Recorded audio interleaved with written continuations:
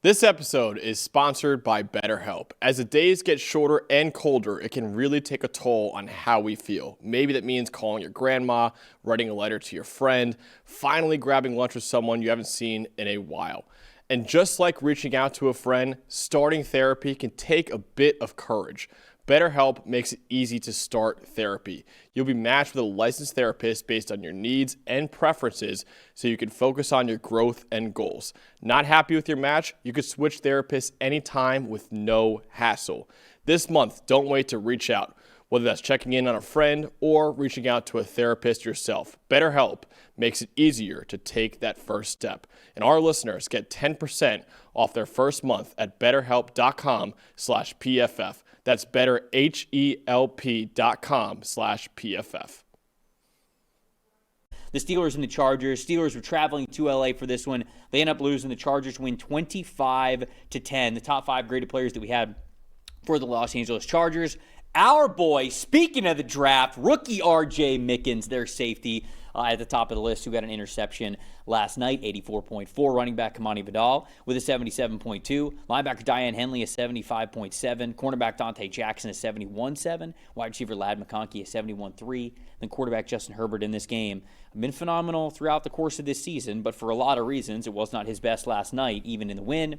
He had a 50.5 overall PFF grade. On Pittsburgh's side of things, boy, their defensive line played really well once again in this game, as we figured that they would against a struggling and beat-up, injured Chargers offensive line. Defensive tackle Yaya Black with a 91.0. Defensive tackle Cam Hayward an 89.4. Center Zach Frazier an 81.1. Edge rusher Alex Highsmith a 79.3. And then cornerback James Pierre with a 78.9. Quarterback Aaron Rodgers in this one, one of his lowest graded games of the season, and probably career. I don't have all the numbers in front of my face here at the computer, but I got to imagine that a 35.3 is one of the lowest graded games that Aaron Rodgers has ever had. Dalton, your stats told the story. Certainly not used to it from him, and that really the stat that tells the story, everything around Aaron Rodgers, it's centers around him. Now, both quarterbacks struggled in this game. The Chargers with the offensive line struggles and Herbert constantly under pressure. The Steelers' defensive line, like you mentioned, was at a big advantage in this one, but when you look at Rodgers under pressure, especially 1 for 7 for just 15 yards under pressure, only 3 for 10 on 10-plus yard throws, and the Chargers are as good as any team in football at preventing those explosive plays in the passing game. So when you look at the combination of those two things, and then Rodgers just in general being off with the accuracy in this game, he looked uncomfortable. He couldn't find those vertical shots that he wants to DK Metcalf and Roman Wilson and those guys on the outside. And I think it just shows you, because the Steelers struggled to run the football, when you have a team that is sitting back and is so good in zone coverage and preventing those deep shots, the Steelers aren't great at manufacturing offense. And really the best part of their offense this year has been just taking advantage of opponents' mistakes. So now while the Chargers pretty much struggled on offense, especially in the passing game, because their offensive line is so beat up and struggling, they at least didn't turn the football over, right? They didn't make any catastrophic mistakes that gave the Steelers easy opportunities. So this really, to me, this game centers around the struggles of Aaron Rodgers. And now you look at the Steelers, and you look at the Ravens now on this winning streak that they're on in this scenario. Well, why are the Ravens 2-5 and still favored to win the division?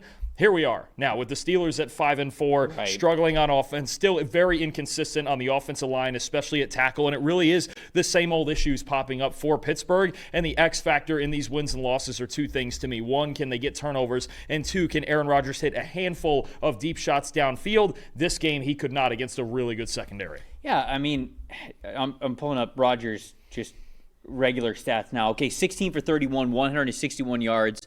1 touchdown, 2 interceptions. So even if you look at just the regular box score, he doesn't play very well. But if you look at some more, PFF data points, 0 big-time throws, 3 turnover-worthy plays. He had a 51.6 completion percentage and then a 67.9 adjusted completion percentage. The stat that really told the story for me in this game, though, is on third down, because it encapsulates, I think, what the Steelers really struggle with on offense. They were 2 for 11 on third down last night. That's just 18%. That's very rarely going to get it done for you on offense. And I think the big issue for the Steelers right now, my most impressive, I actually had Jaylen Warren. I actually thought Jaylen Warren played pretty well last night. He had the hurdle over the defender. He had a long catch for a big yards after catch situation there. The yards per carry average is pretty healthy for him. So even with the offensive line struggles, because the offensive line's not playing great in Pittsburgh right now, I think Jaylen Warren still was able to stand out. The big issue for me is when you go to the passing game, Rodgers just doesn't really want to go to anybody other than DK Metcalf.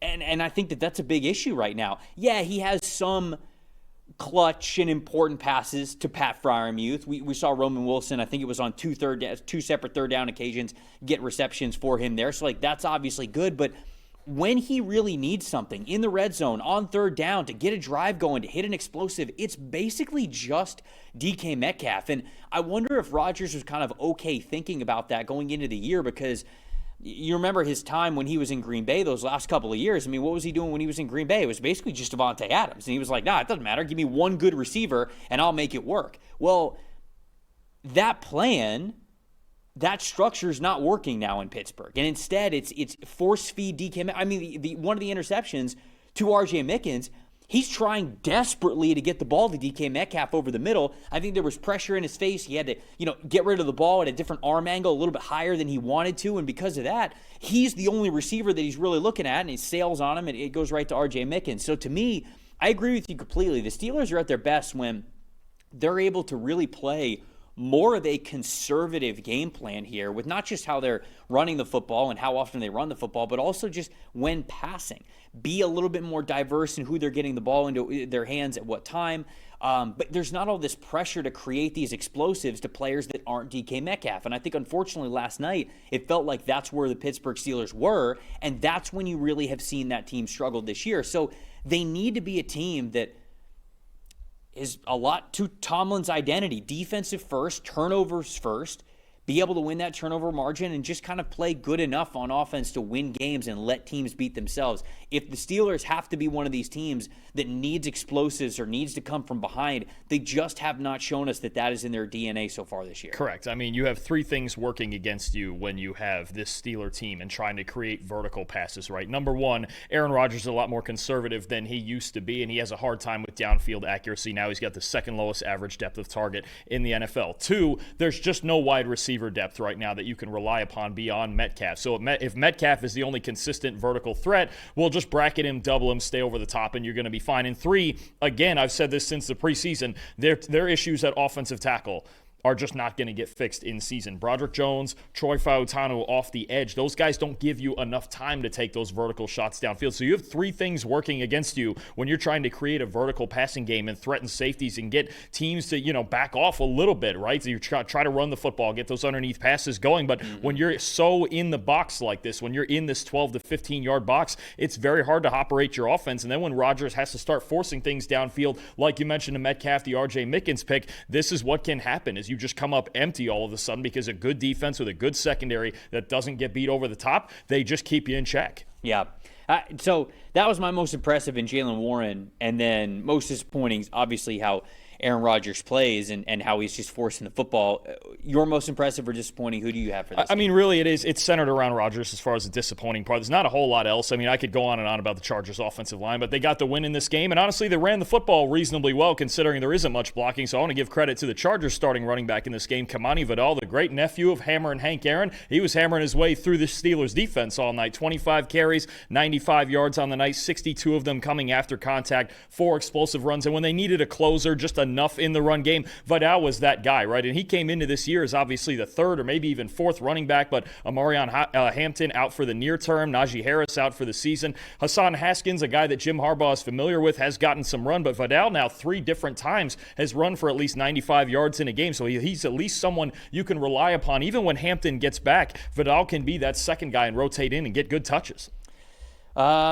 Anything else more on this game? I mean, I felt like that was just sort of the way that it played out. The Chargers obviously are doing enough right now while they have a lot of injuries, especially on the offensive line. And really, the second half of the season for the Chargers, I feel like, just has to be about getting whatever their best starting 5 is out there, right? The defense, I thought, played well enough in this game. Certainly, when you limit a team to only 10 points, you feel pretty good about how much stress they were able to put on that Steelers offense.